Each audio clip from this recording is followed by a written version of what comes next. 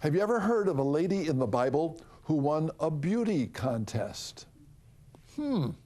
Stay tuned.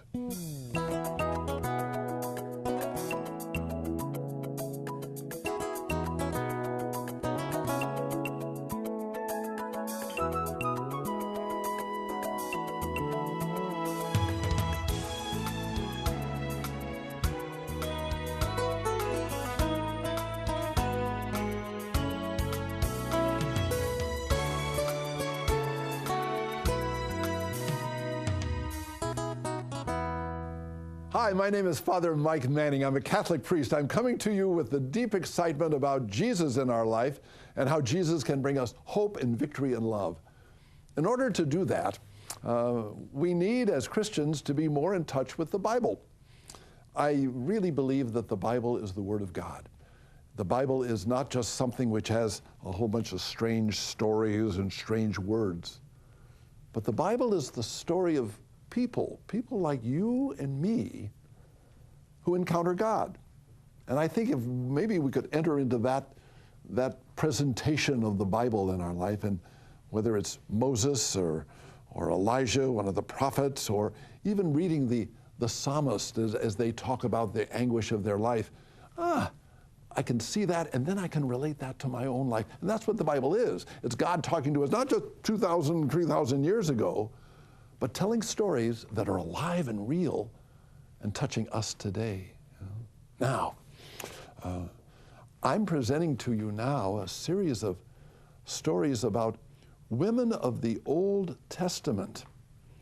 Now, when I started this project, I thought, oh, that's going to be nice. But then, my gosh, I started looking into the lives of these women, and I was overwhelmed with the diversity. They're not all saints. And the diversity and the struggle and even the presence of evil. But you know what happens? You read the story and you can understand how they experience things that you and I experience. And I'm hoping that we're going to be able to come closer to God from what they did. Well, and I'm hoping that maybe this is going to be a study for you, and maybe if you get some other people together, I'm going to give some questions at the end of the program that maybe can be catalysts for going a little bit deeper into in your life by studying this woman. And the woman we're going to study, her name is Esther. Let me give you a little bit of the historical context of Esther. Around 500 years before Jesus, a strong military power rose in southern Iraq. They were called Babylonians. They conquered a people to the north of Iraq called Assyrians, who had been a big military power that had conquered all the known world at that time. The Babylonians then moved on, and they started going to the west. They even came to Jerusalem, and they conquered the city of Jerusalem, destroying the city and taking people as slaves. Now, although the story of Esther has a lot of historical weakness, still there's a powerful ability to relate the story of these enslaved Jews trying to maintain their life. And she was part of this group that was just snatched by the Babylonians, taken off and put into slavery. To be able to understand, even in that context, how God is present to us and God's loving us. Here's the story of Esther. Well, she lived at a frightening time as a slave. Imagine, a slave in a foreign land. She'd been abducted from her home in Israel and forced to live in subjection to her Babylonian masters. On top of that, she was an orphan. Her mom and dad had been killed. Her only helps were two things. She was a beauty, a wonderfully attractive woman, and she had the support of her cousin, who was called Mordecai. So these two factors are very important whenever we talk about Esther. Beautiful woman, and she had an advocate, if you will, Mordecai, her cousin. Now, Mordecai had been using his business skills as a Jew to work even with the king of Babylon. So there was a certain level of acceptance of even a slave. And Mordecai had been able to use his talents well to be able to be respected even by the king.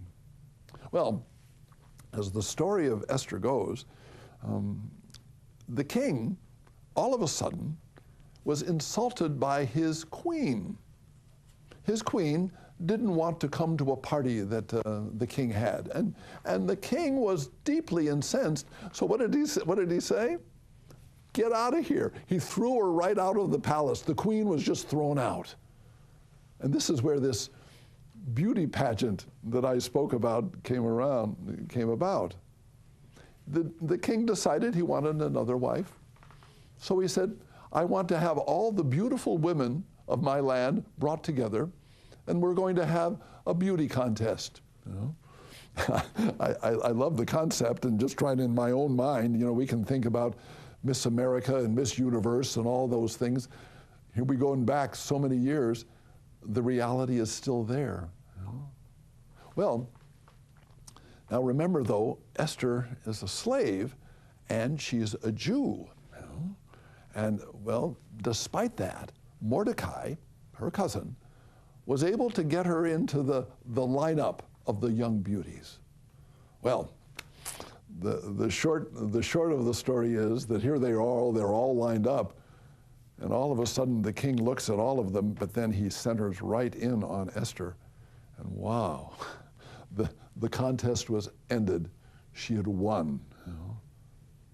Well, she then becomes the queen, and she moves into something which is another struggle. The story of Esther is a little complicated, but what happened next was one of the king's ministers, a person who had kind of in association with Mordecai, remember the cousin of Esther, was able to be part of the government and whatnot, but the big man in the government was a man by the name of Haman. Now, Haman wanted all those that worked for him one day to show a sign of submission by bowing down to him. Okay, so he's in charge, and so everybody, I want you to bow down. Well, Mordecai, being a good Jew, he wouldn't bow down to anyone but to God. Haman, this man who was important under the king, was infuriated. You know? And when he found out that Mordecai was a Jew, he started a terrible persecution and a big push against the Jews. He wanted to have all the Jews killed. And he even wanted to bring Mordecai into a big place where there was going to be a hanging, and he wanted to hang Mordecai in public because he wouldn't bow down to him as everyone else did. Well, Esther is caught in this now. All of a sudden, this Mordecai, who's her cousin that she loves and who has given her security and even the access to the king, she's got to do something. Now, see, the king doesn't know that she's a Jew. So she prays to God. She prays to God and asks all of the fellow Jews to pray with her. She even goes into a time of fasting, asking God to give her insight into this terrible situation. Here it is. There's a person in power who wants to kill her husband or kill her cousin, and who wants to kill all the Jews. I mean, it's going to be a Holocaust. This is the prayer. Let me give you the prayer that Esther said. She spoke out and she said, go and assemble all the Jews that are in Susa. Fast on my behalf, all of you, not eating or drinking night or day for 3 days. I and my maids will also fast on the same way. Thus, prepared, I will go to the king contrary to the law. If I perish, I perish. Now, this is a little bit of the twist of this relationship between the king and his queen. The king was so proud that unless he asked Esther to come into his room and to come into his palace, she was not allowed to do that. She was not allowed, and the threat was that if she walked unannounced into his presence, he would kill her. You know, he was so much in control that he wouldn't allow that to happen. Well, Esther knows that she's got to stand up. She's got to say what she has to say. She's scared to death, but she's fortified with God's love. She's fasted. And she musters all the courage, and she approaches the king unannounced. That brashness, along with being a Jew, could certainly mean her immediate execution. But you know what happened? The king heard her plea for her cousin and for her people. The tables were turned. Haman now became the one who was going to be executed rather than Mordecai, and genocide was averted. Wow. That's the story. Now, stay tuned. Let's see what we can do to relate that to our life today.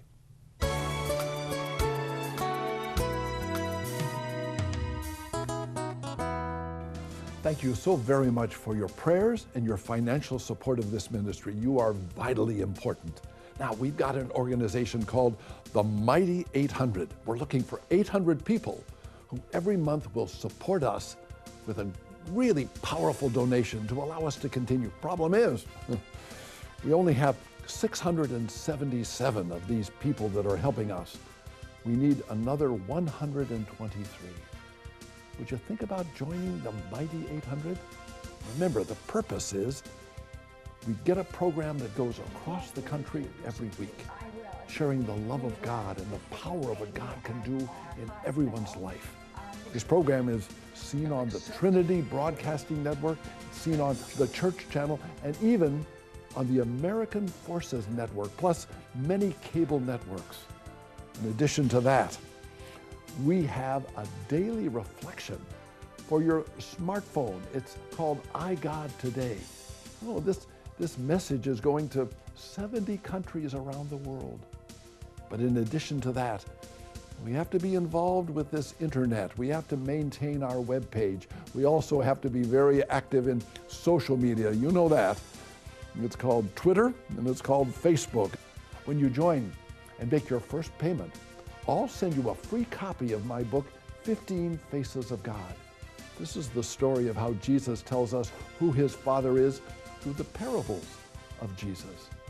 And if you're already a Mighty 800 number, and when you invite someone else to join the Mighty 800, we'll send you and your friend a copy of 15 Faces of God. Please.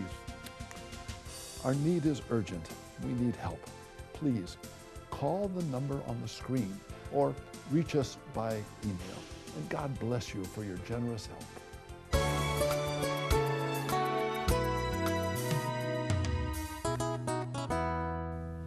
We're looking at women of the Old Testament, of the Hebrew Bible.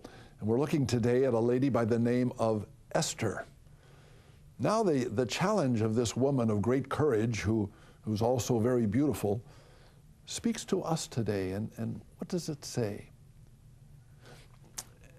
The story tells of the reality of some individuals and groups of people who want to commit genocide. They want to exterminate a whole class of people.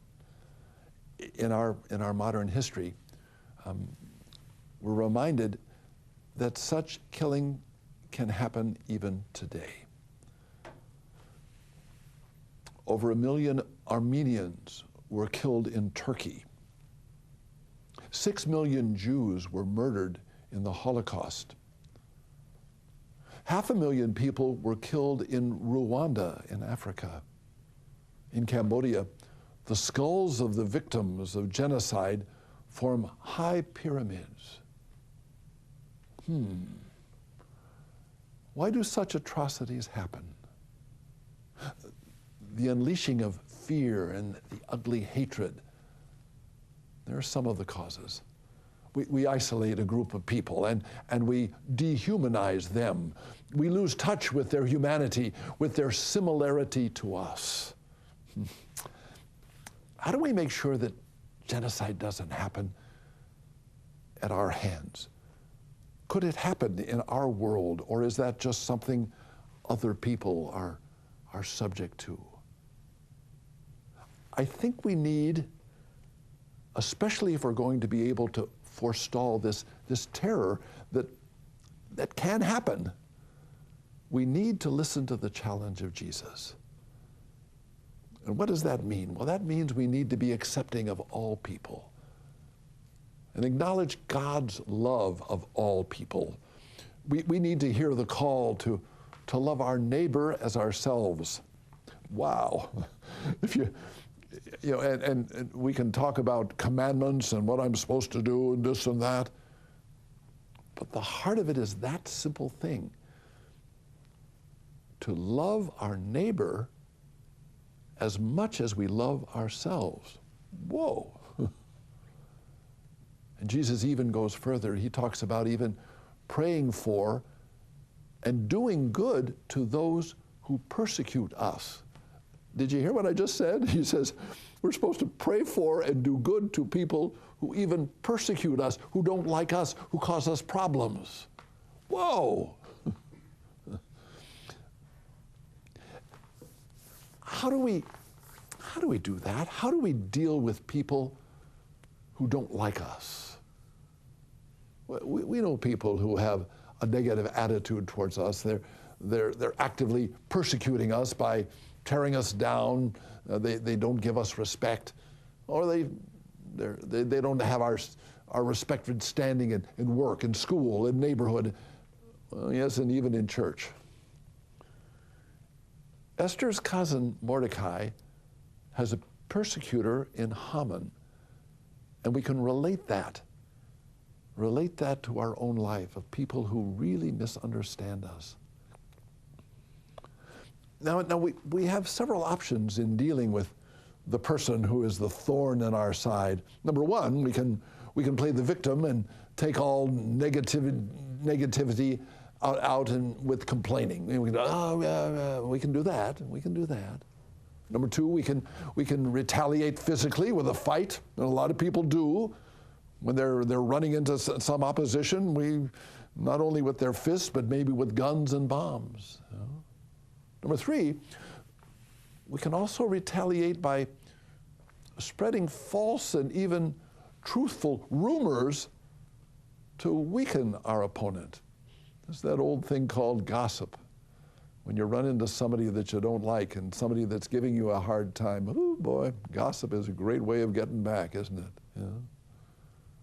Or number four, we can report him or her to proper authorities and let them curtail that pernicious action and that pernicious person. You know?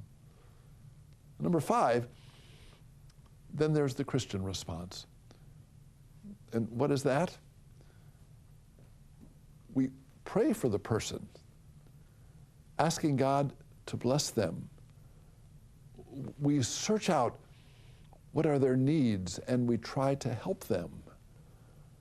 We start spreading the word of their goodness and talents. The scripture says in Romans 8:12-20, if your enemy is hungry, feed him. If he's thirsty, give him something to drink. In doing this, you'll be heaping burning coals on his head. Don't let evil defeat you, but defeat evil with good. Wow. I don't know about you, but that's powerful, isn't it? In our story of Esther and Mordecai, they didn't exactly act in the Christian way. They manipulated Haman so that he was humiliated and killed. Although a Christian has the right to stop actions of people like Haman, with this humiliation and whatnot, we shouldn't resort, as he did, to humiliating and killing. That isn't the Christian response. But now we come to another interesting aspect from this story.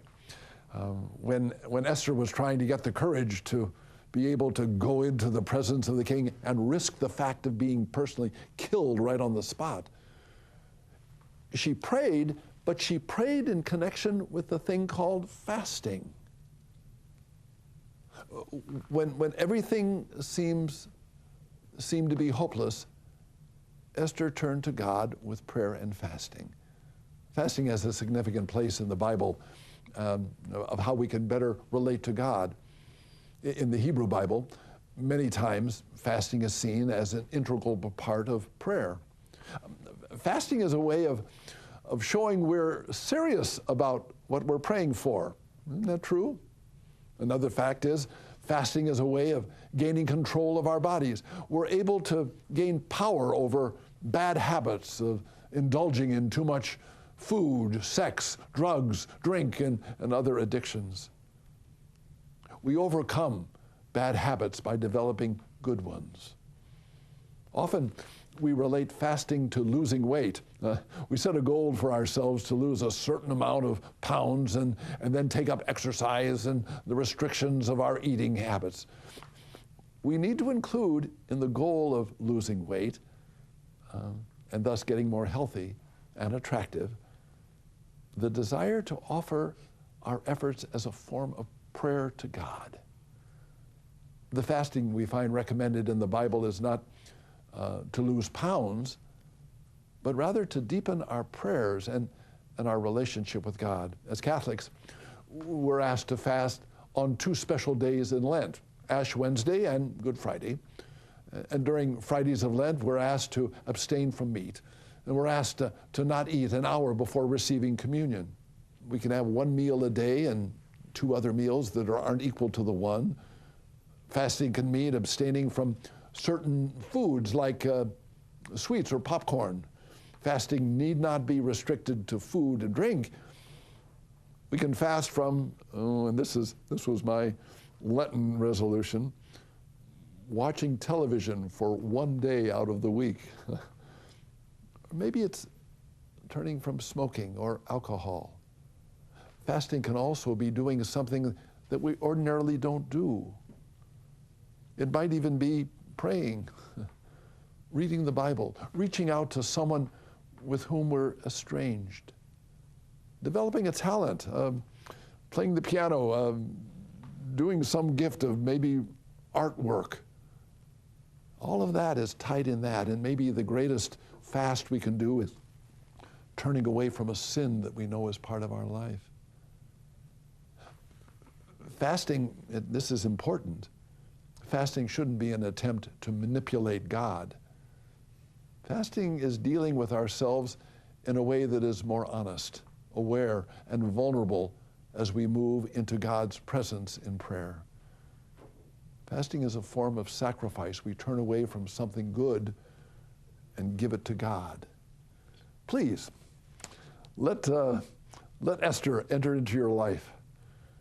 Think about the challenge of evil that's part of our life that could be even killing other people and the thought of genocide, but also her challenge of fasting, of taking control of your body, of letting it be a form of prayer and conditioning your body for being able to give yourself more completely to God.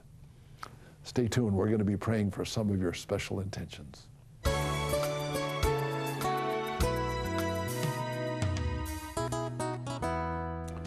We have a dream. We want to produce a very important program for which we need your special help. We want to tell the stories of our brave military personnel, people you know or knew. You can be part of this program by sending us the story of your loved one. We'll combine all the stories into a beautiful television program to air across the world. Be sure to send photos. Please, consider a financial gift to enable us to produce this inspiring program, acknowledging our military.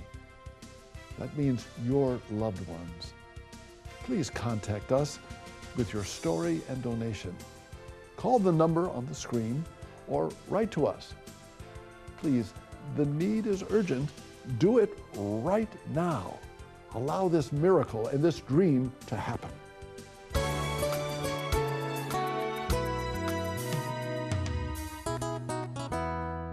As you think about the life of Esther in your life, and I hope that you'll pull up the Bible and start to read the story, I'm going to offer you these questions that maybe will be things you personally can think about, or if you're together with some other people that are studying this, these might be the touch-off questions that you would present. Think about this. How do you deal with people you don't like? Or again, genocide has happened through history. How can we make sure it doesn't happen in our time? Or again, what's your opinion of, here's a good one, what's your opinion of beauty contests? Or again, how practical is Jesus' call to love our enemies? Is that really practical? And what type of fast would be good for you? And if you have fasted, did you find that it deepened your relationship with God? Play around with those thoughts, if you would. If one of them picks up, or one or two is something that maybe could be a thought that you're going to go to sleep with, or something that you'll be thinking about, let it be a way of deepening your relationship with God. And please, give us a call.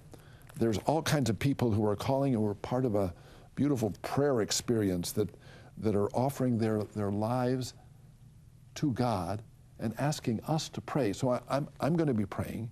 And would you please pray with all of these people that have called in? Please, make sure you call. We got people that really want to hear what's going on in your life.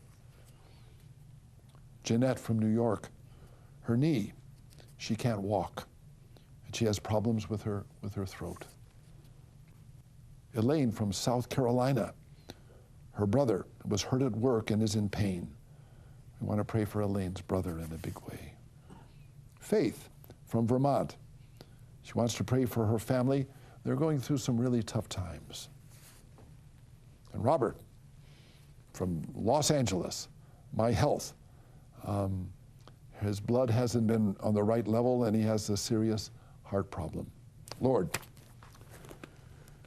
come into all of these lives. Come into the people of all those that are watching the program today. Allow your love to touch them in a way that they hadn't experienced.